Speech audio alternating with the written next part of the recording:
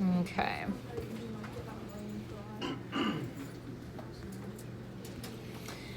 Okay. Guys, I freaking love this stuff. It's totally, I know it hurts, but like it is so beautiful because there are all these things that we observe in the world, in the universe, and this whole storyline that we're going through, where all these scientists went through, is them grasping at something to create a model, to create the math that explains the stuff we're seeing. And as it starts to fit together and they're like getting closer and closer to making their math match what we actually see, it like gives me chills. So if I'm a little bit excited, that's why. I realize it's totally nerdy, but you know, anyone who appreciates science should appreciate this. Okay, this is kind of how, like, in the periodic table, when, like, he was predicting elements that weren't yet discovered, it's kind of like that, where you're just like, that is so incredible. Okay, so the first thing we're going to talk about is this stuff called atomic emission spectra. It sounds very complicated. All it is we take an element. So in this little picture, this is supposed to be hydrogen gas. You can do these. Maybe I should go see if we have one in the prep lab that I could bring in on Friday. But you have this little tube of gas. You stick it in a device that pushes electricity through it, and it emits light. So the easiest example of this is old-fashioned neon lights. So now I'm sure that most of them are made of LEDs, but in the past they're called neon lights because they used to be tubes, like a fluorescent tube is still kind of this technology. They used to be tubes that had neon in them. You put electricity through them and they glowed orangey red, okay? So this is the same concept, but now we're putting other elements in there. So I'll use the example of fluorescent tubes in a second as well. So in this case, it was just hydrogen. So we put that energy in and it emits light. I feel like hydrogen looks like kind of a, like a bluish purple. When you look at any light, that light can be broken down into individual wavelengths. So remember, we talked about the emission spectra, and we said that there are all these different colors of light. And I think I mentioned that if you combine all of those different colors, you would see white light. So each individual color is a particular wavelength of photon. So if you had all of the different wavelengths of photons and you threw them at your eyes all at once, it's going to look white. In the example of emission spectra, where we're just using an individual element, we have a bunch of photons of light, but when we throw them together, you know, in this case, they look like purplish blue. However, there are techniques that we can use to split that light that's coming off into its individual components. So the easiest real-life example of this is you have sunlight coming in that's mostly white light, and you get rain droplets that are in the sky that act as a prism. So we would have to use an actual prism or some kind of device that mimics a prism. But the droplets of rain mimic a prism and they split that light into its individual wavelengths. And that's how you get rainbows, okay? So the reason why you see rainbows is there's sunlight coming in, but there's still rain droplets in the sky. That sunlight that's mostly white light gets diffracted, is the word that we use, or split into its individual colors. We'll use the term wavelength of light and color pretty interchangeably, because when someone refers to a particular color, there is a wavelength associated with that. Remember, visible light is like somewhere 400 to 700 nanometers, and the physical light that we see would then be in that range. Okay. So when we take a prism and take the light that's coming off of hydrogen and separate it out, we see that there are 4 distinct colors, at least in the visible range there's 4. Now there usually are a little bit in the infrared range, a little bit in the UV range, but as far as we can see, there are only really 4 or so colors that make them up. Neon lights, there's quite a bit more. There are, I would say, on the order of like 10, 20, 30 different wavelengths, but they're all in the like orange, yellow, and red range, which is why you combine those and it looks like an orangey red. Okay? So you get off these different colors of light, and sure, fine. That's great. That's interesting. What does it mean? So some of the early science that was being done on this, and I want to say this was probably late 18th, 19th century. Late 1800s, so 19th, early 20th century. So they're looking at these experiments and they're like, okay, why does that happen? Like, why don't we get lots of different wavelengths? Or for that matter, why does a particular element give off a certain color and a certain number of wavelengths versus, like what the sun does? Why do we see the sun as being like all this rainbow of colors? Okay, so they started to develop theories about why this might be happening. And I basically just said this stuff earlier. I just used neon as an example. So let me just reiterate this before I move on. So helium, I guess the other thing that's interesting here is that they're different from each other. So I used the example of neon and said that it would look different than hydrogen. It would have yellow, reds, and oranges, and probably more of those individual lines. So it's going to be different. So again, helium is also different than hydrogen. Barium is different than hydrogen. So they're obviously seeing that each element has its own particular wavelengths that it will give off. And if you had something like the sunlight is probably not perfectly white, but for all intents and purposes, it looks relatively white. You would have pretty much all wavelengths that would make that up. That's why sunlight looks the way it does. And you can see that when you look at a rainbow, it's pretty much all of the colors that we can visibly see. Okay, so they're trying to understand why this happens. So Niels Bohr is the guy in the picture right now that proposes this idea of how this is occurring and why it's only particular wavelengths. Like, why doesn't hydrogen give off white light and all of the wavelengths? So he says, okay, and I typically use this analogy of gravity. I don't know that he did, but recognize that if you have an object and the earth, we'll say this is the ground, there's an attractive force there, right? That's gravity. The analogy with an atom is the nucleus and an electron. Negatively charged, positively charged, there's an attractive force there.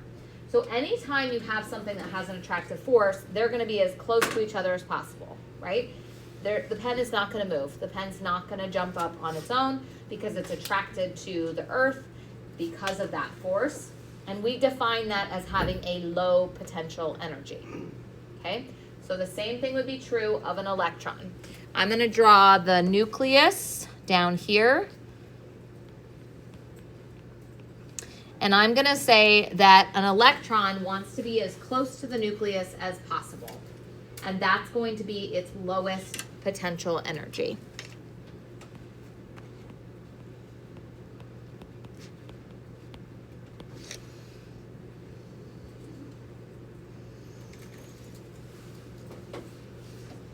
So this is what we would call the ground state of the atom, or where it's going to be unless we do something to it. Just like the pen, that's where it's going to be unless we do something to it.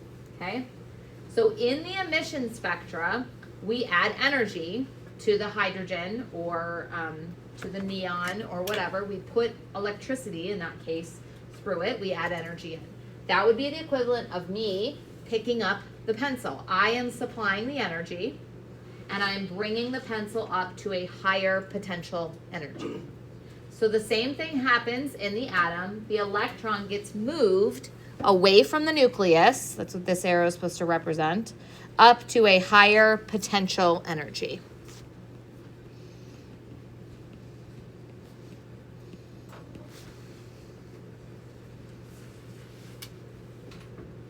So energy is required to make this process happen, just like it would be with the pencil. And these lines that are labeled n equals 1, n equals 2, n equals 3, those are to represent different energy levels where the electron might be. And this corresponds very directly to how far physically the electron is away from the nucleus, okay? When we say it's at a higher potential energy, we mean physically it's moved away from the nucleus, just like if the pen was physically moved away from the center of the earth. Okay, what happens when I remove the energy I'm putting in to hold the pencil there? It's gonna fall, right? So when it falls, it goes from that high potential energy back to its lowest potential energy. That is the natural order of things, to go from high potential to low potential. But that energy that it had when it was high potential energy, that energy has to go somewhere. So it goes to kinetic energy in the case of the pencil. This is like the classic physics, roll the ball down the hill. It starts at high potential energy, and then you give it a nudge, and it rolls down the hill, and that energy is converted to kinetic energy, and then at the bottom of the hill, it's low in potential energy. Same thing. That happens with the electron as well. It goes from a high potential energy down to a lower potential energy. Now, this particular example we're just showing from the third energy state to the second energy state. It could just as likely be from the third to the first. Or maybe we only elevated the electron to the second energy level and it's just the second energy level to the first. So all of these are possible. So in that transition, that energy has to go somewhere, the energy between the high energy and the low energy. And in the case of an electron, that energy gets lost as a photon of light.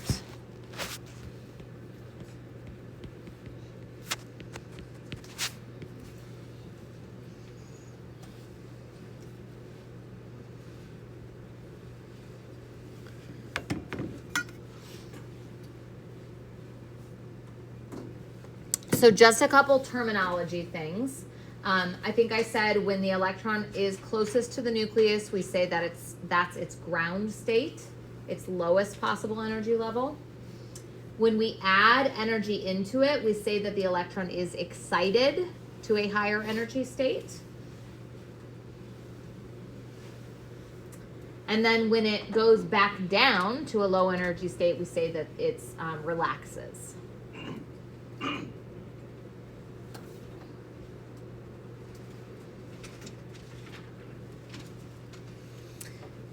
Okay, when that energy comes off as a photon of light, it's going to be a certain amount of energy, right? Like maybe it's 1 times 10 to the negative 19th joules. I think we were calculating energies in that range. Maybe it's more like 1 times 10 to the negative 21st joules, okay? A little bit smaller an amount of energy. Or maybe it's bigger. Maybe it's 1 times 10 to the 17th. Okay, all of those amounts of energy are one way of describing the photon of light. We can also describe it by thinking about its color, because that's its wavelength, or its frequency. So remember, energy, wavelength, frequency, those are all tied together between these 3 equations. So if we know one, we can find the others as well, because we have those 2 constants that help us to tie them together. So by talking about its energy, we can also convert that into wavelength. We'll do that, another example like that. We kind of did that at the end of class. We'll do another example of it in a minute. Okay, so what does that energy correspond to? That amount of energy and the subsequent color of the light is going to correspond to how big the energy difference was. So if you can see, these 2 are further apart than are these 2. Okay, so this is the lowest amount of energy transition. So if you had the number for this energy level and you had that number, this isn't going to work, but let's pretend it's 3 and 2. You would just subtract them and you would say, I'm going from 3 to 2, so it's 1 energy unit. And if I was going from 3 to 1, that would be 2 energy units. Okay? So that amount of energy is going to correspond to a specific color. So maybe that smallest arrow that we have there is red, because red is low in energy. Maybe the one that's a little bit bigger, this one here, maybe that's like orange, slightly higher in energy. And then maybe when we get to the biggest one, the 3 to 1, maybe that's like purple. Okay, so however big that transition is, that's going to correspond to what color of light comes off. So this idea of electrons having particular energy levels where they can be excited to and then relax back down and release energy, that was the idea that was proposed for why we see these emission spectra. Now, inherent in that is that there is a restriction on where the electron can be. So we're saying it can be at this one, or that one, but it cannot be here, or there, or here. It is not allowed to be anywhere. This is where we start diverging from the gravity example, right? I can have the pencil here, or here, or here, or here. It's like saying you're only allowed to lift the pencil up to here, or here, or here, but nowhere in between. Okay? So that's the first thing that's a little bit bizarre. Like, why in the world can't the electron be at any given energy level? Who knows? This is one of those, like, because nature says so. We don't know why. We just know that observation, looking at those emission spectra, makes us know that there are only certain electron transitions, that's what we call them when it goes from one energy state to another. There are only certain electron transitions that are possible.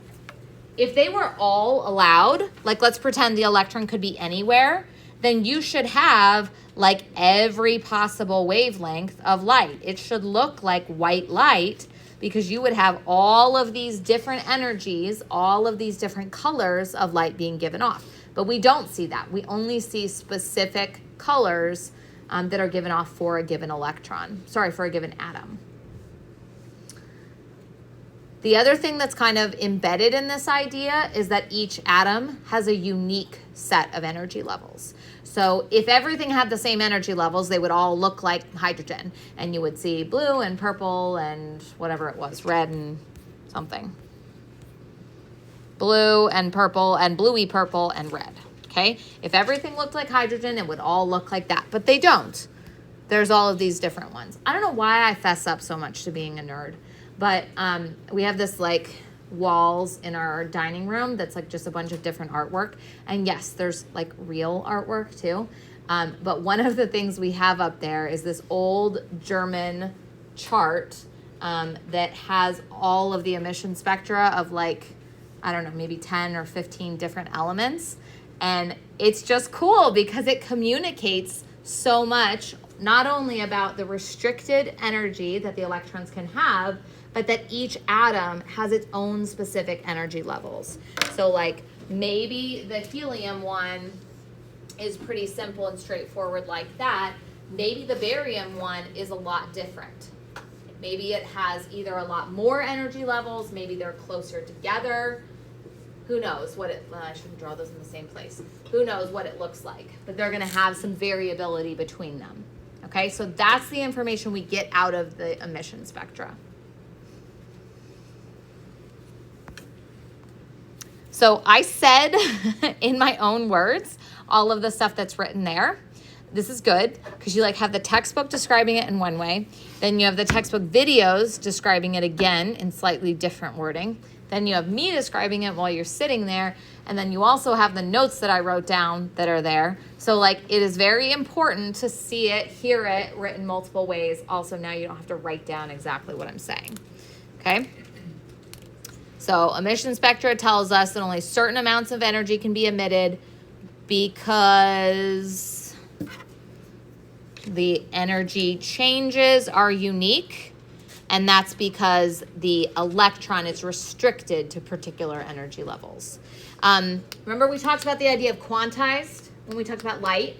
We said that light can only come in little packets of energy, and we use the term quantized to describe that it can be 1 photon, or 2 photons, or 3 photons, but it can't be like 1.5 photons, okay? okay? It's the same thing with the energy levels. We can say that those are quantized because it can be 1 or 2 or 3, but not in the middle there. Okay, so we use that same word.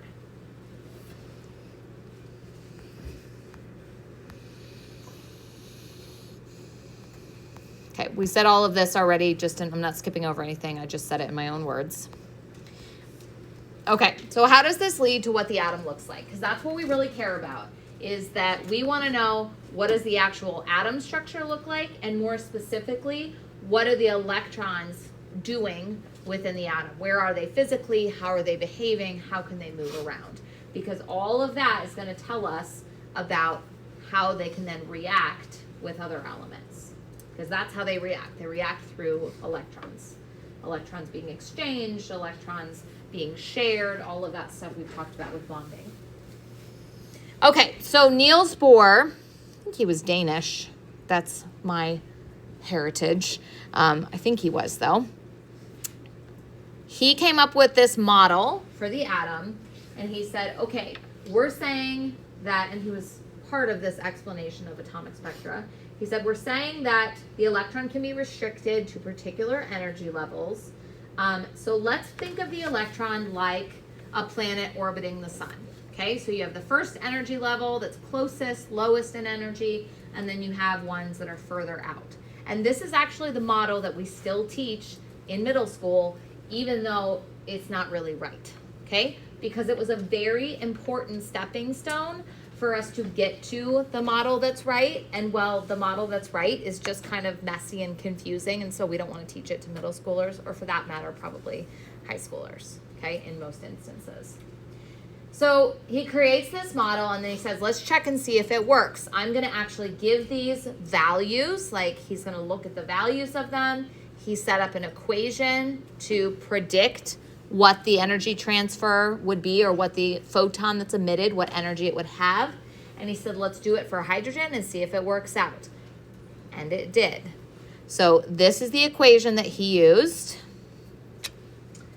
And he said, I'm going to actually give these energy levels just integer numbers, because it has to be 1, 2, 3. It can't be 2.5 or 2 3/4. And I'm going to calculate based on the wavelength that I see out. So in hydrogen, he sees these particular light values, and he figures out what light, what photon corresponds to a given transition in the hydrogen atom. So the red one corresponds to a 3 to 2 transition. The violet is a lot higher in energy. It's the 5 to 2 transition. Lots of times people are like, why isn't it going to 1? Well, once you go to 1, it's getting quite a bit bigger in energy, and so it's probably out in like the UV range.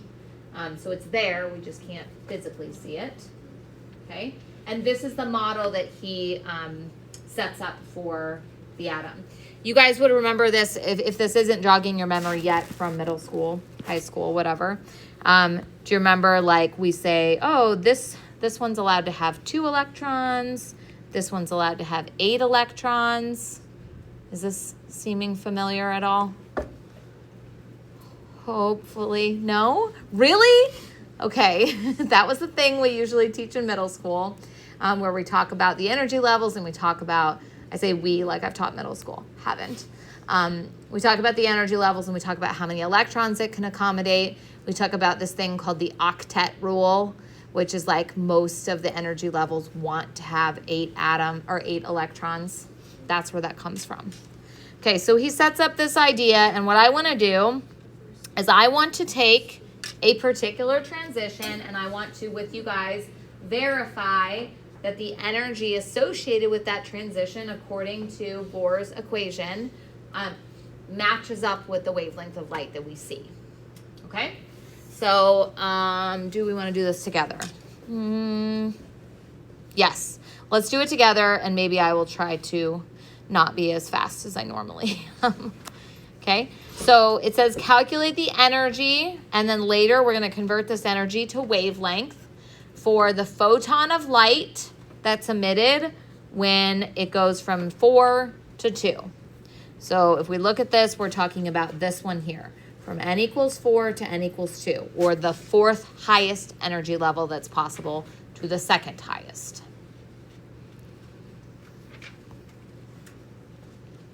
Okay, so we're going to plug into these. When it says final and initial, that's how we do, scientists, chemists, physicists, whatever. That's how we always do changes.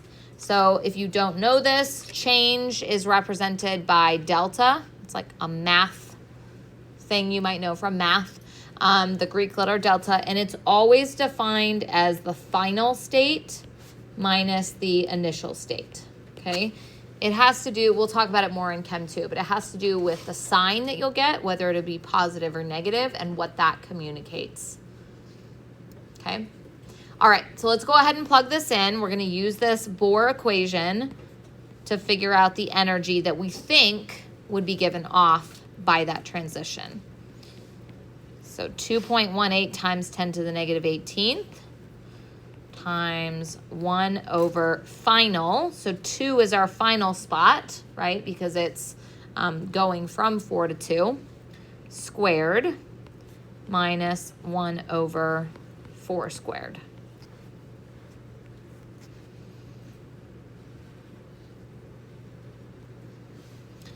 So we're going to go ahead and plug that in. So this is 1/4 minus 1/16. So what should that be? 3/16.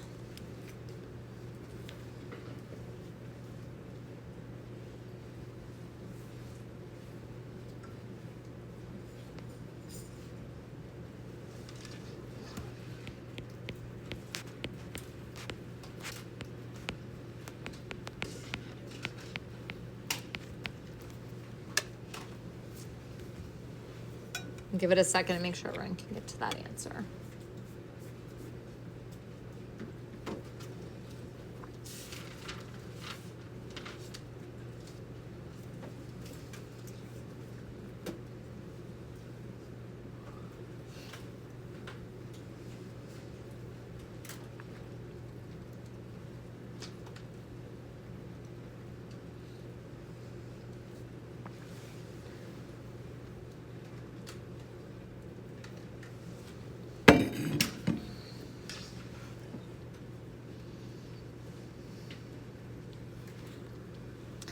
Once you get there, I'll wait a minute, but once you get there, I want you to use the two equations that we used before to then calculate the wavelength. Because usually wavelength is what we go back to when we're talking about what color is something.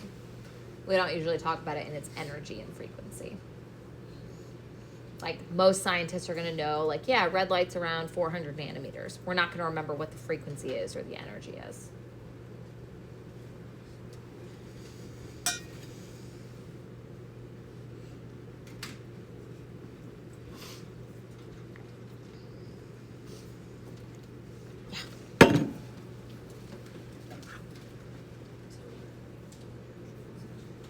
Parentheses again.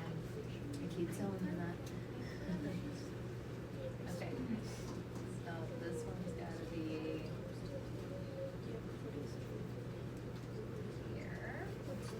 You want it to do the subtraction, but before it does multiplication, which is not its normal form. Good.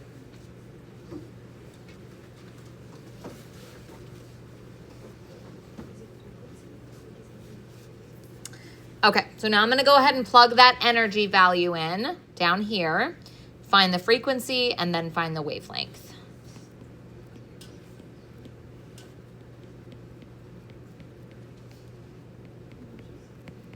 You may need to go grab these constants either from your notes earlier in the slides or from the equation sheet. Probably good to grab them from the equation sheet just to remind yourself where they are.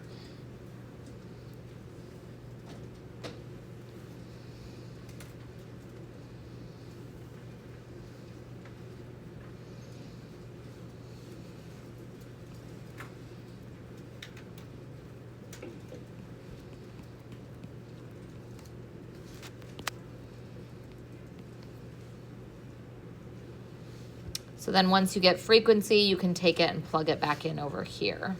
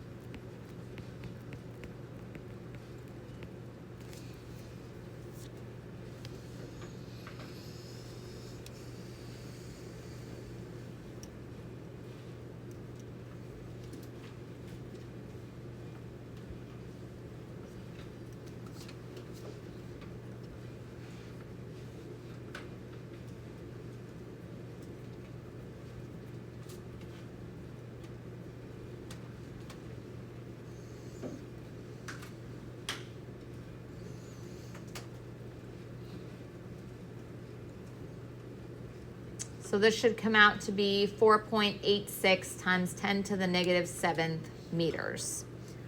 You'll see to the negative 7th on visible light all the time, because if you were to convert that into nanometers, that would be 486 nanometers.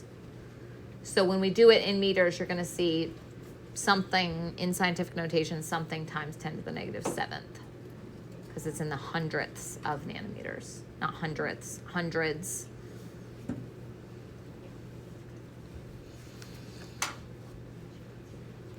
Okay, so this is 486 nanometers. So we want to see, does this match what we have above for the hydrogen atom? Like basically we're verifying that Bohr's equation matches the light that's being given off in this emission spectra. And it does. So blue-green light, 4 to 2 transition.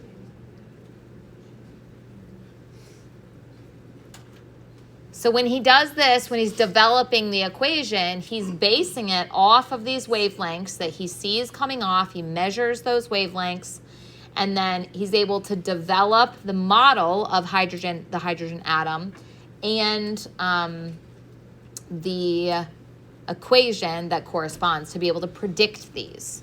So like once you can do that, when you make your math match what we're actually seeing, that's good. That's a good model. Sadly for Bohr, it only worked for hydrogen. So as we said before, they all have different emission spectra up here. And he actually was able to make it work for other atoms, but they had to be ions where all but one of their electrons was gone. So that was obviously not going to work. Like it was sort of working, it predicted things, except for when you started looking at multiple electrons. So something else had to happen. And like I said, we still teach this because it is much easier for younger brains to think of the electron as, you know, like planets in the sun, right? You got the lowest orbit, you have the next orbit, and so forth. And there are restricted orbits, like they can't be wherever they want to be, but once they're that distance out from the nucleus, they can stay there. And then like I mentioned, you know, we'll teach this even further. We'll say, okay, there can be 2 electrons in that first orbit. There can be 8 electrons in that next orbit. And we'll find out where that comes from as we move into the real model, the quantum mechanical model, in a second. Could you scroll back to your work for that problem? Yes. So as you're looking at that, I would say this is the last equation for the rest of Chem 1. So there's only 3 equations in this unit. So I would say if you want to start going through the homework for chapter 8, like just flip through and start by doing all the math stuff, right? You've done enough of it. You can kind of get those ones out of the way.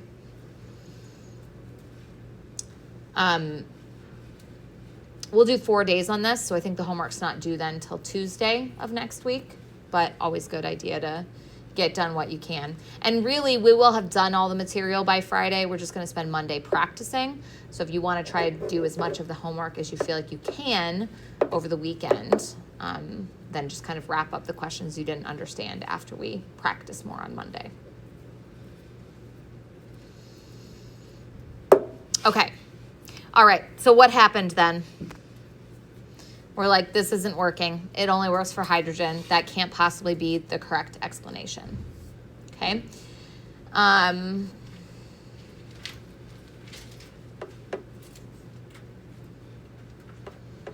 Yeah, okay.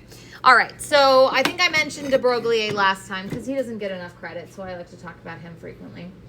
But he looked at this and was like, what are we doing wrong? How else can we approach this? And he looked at what we originally thought of with light. So we were thinking of light because those experiments had been done fairly close to when they were trying to figure this stuff out. So he says, okay, we've always thought of light as a wave. And then we started thinking of it like a particle, like a photon.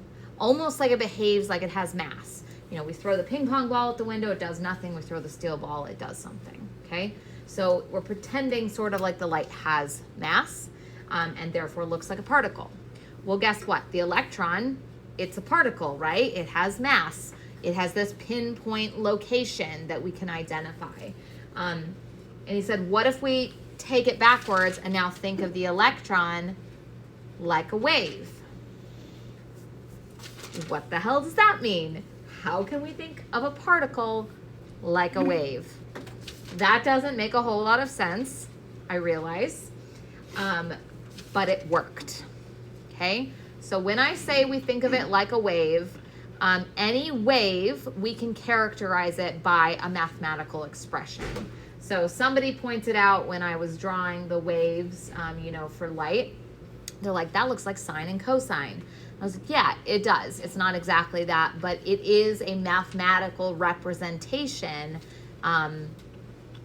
of a particular function. So if you guys have never heard that term, we talk about functions like y equals mx plus b, right, for a line. So let's say it's a slope of, I don't know, 1/2 x plus intercept of 2, right? This would be a mathematical function for a line, and we could plot that. We could put in an x of 1 and see what y is. We could put in an x of 2 and see what y is. And then we could make a graph to show what this function looks like.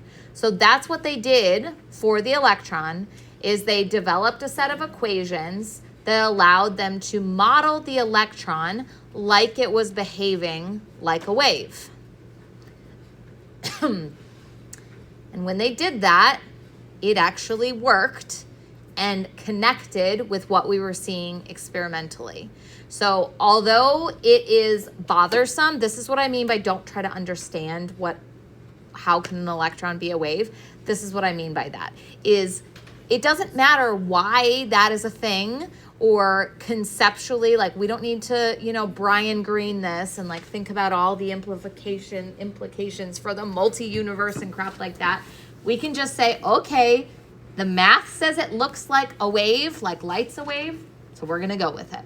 Okay, it matches up with observation. We can actually use it to predict things, and then those things will occur. So it's got to be a very good model.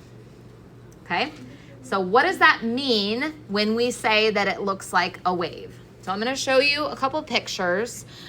What we describe these as, kind of taking a spin off of the idea of orbits, we now use the term orbital. So these are very different things. An orbit would be like a path that the electron is required to follow. An orbital is going to be a region of space that's defined by this mathematical function, okay? So the difference is we're plotting this function in 3 dimensions, because the world is in 3 dimensions, right? So unlike a sine and cosine plot or a line, we're going to plot this in 3 dimensions and say there is this mathematical function that's going to describe a particular electron, okay? So we call it an orbital. So I'm going to show you some pictures. Now, the first energy level is boring because it just looks like a sphere. That's the first energy level. Let's move on because it's boring. Okay, the second energy level looks like this. When we plot the mathematical function to describe an electron that exists at n equals 2, so we still call it n, it's the second energy level, but it's not just an orbit now around the nucleus. It looks like this. What does that mean? It means that the electron is going to be in this space. These little dots are like to represent the likelihood or the probability that the electron is going to be in that space. So there is no probability for the electron to be here or there or out here. All of the probability of finding that electron, that second energy electron, is in these areas. Okay? That's what we come to when we say that it's behaving like a wave. It is no longer a pinpoint particle that we have to say it's here, but we say it's somewhere in here.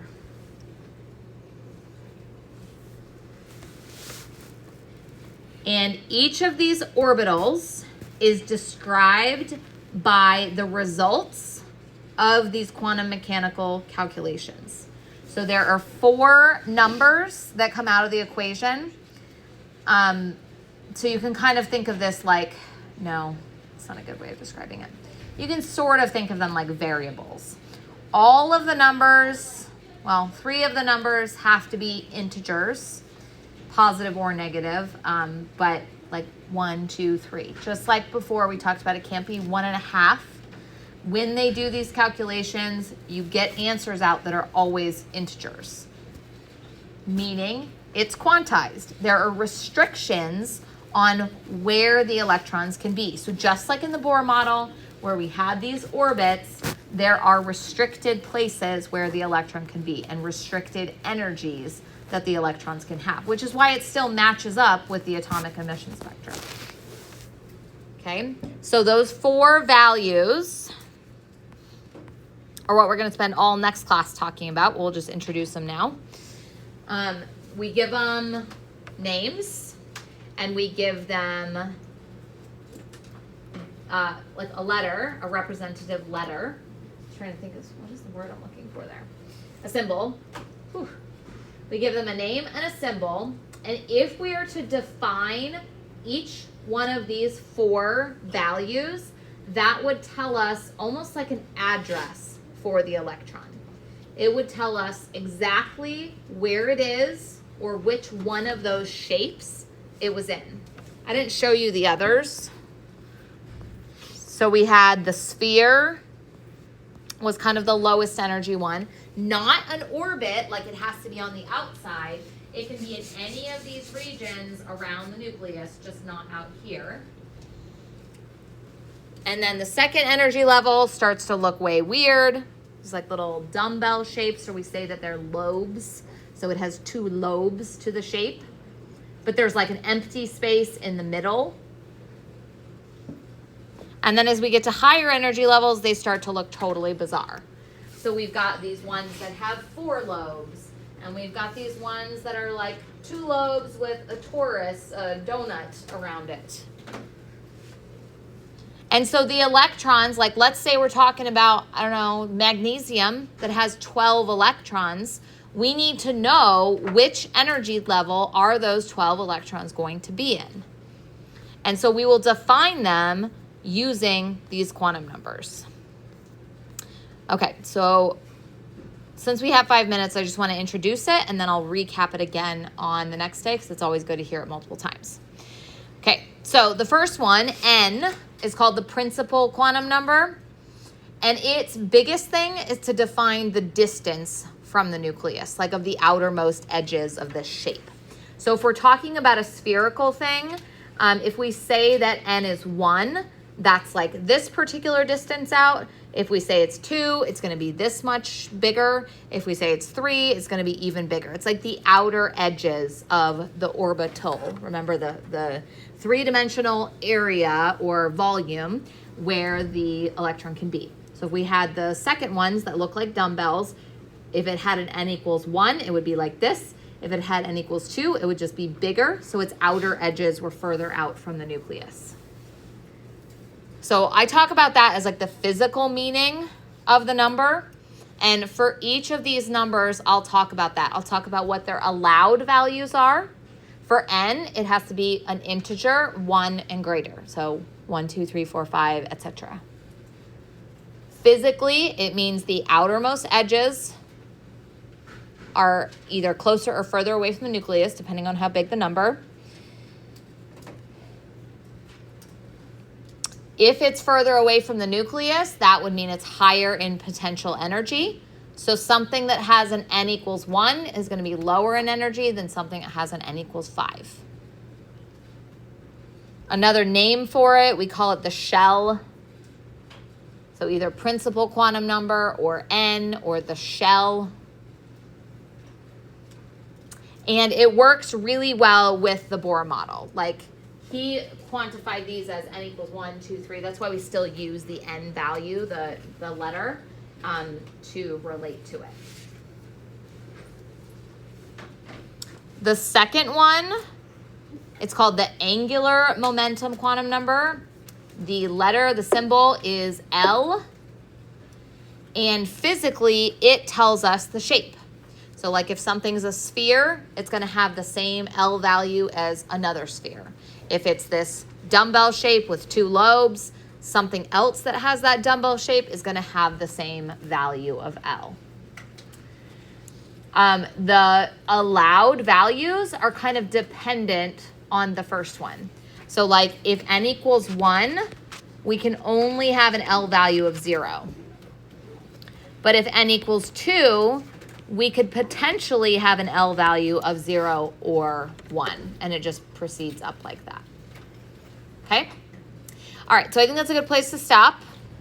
We'll kind of start back up here again so that we are all clear on things. And I'm sorry if your brain hurts.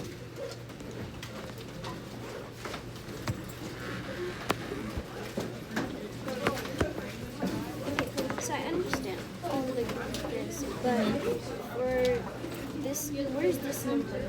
Okay, so that is, you calculated this from the equation. So energy equals H times V.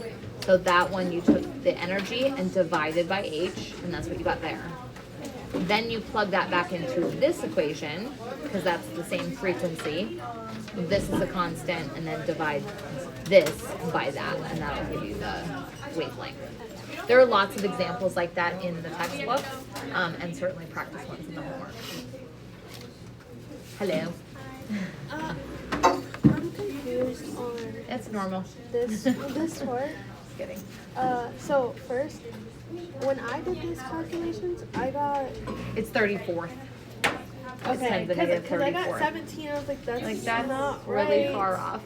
Okay, wait. So you said it's 34. Mhm. Yeah, that would make sense. Yep. And then where did this number come? That's the speed of light. So C is a constant. H and C are both constants. So this you would That's get on it. the paper. It's on the exam equation sheet. It's also further up in the notes. Wait, so Can can we I show see you? that on the question sheet? Yeah. You have it right there. Yep. Okay. Yeah, actually, I was. So here's the constant C. Now it's written as 2.998. You can use that if you want. You can probably just call it 3. Okay. And then there's that H value as well.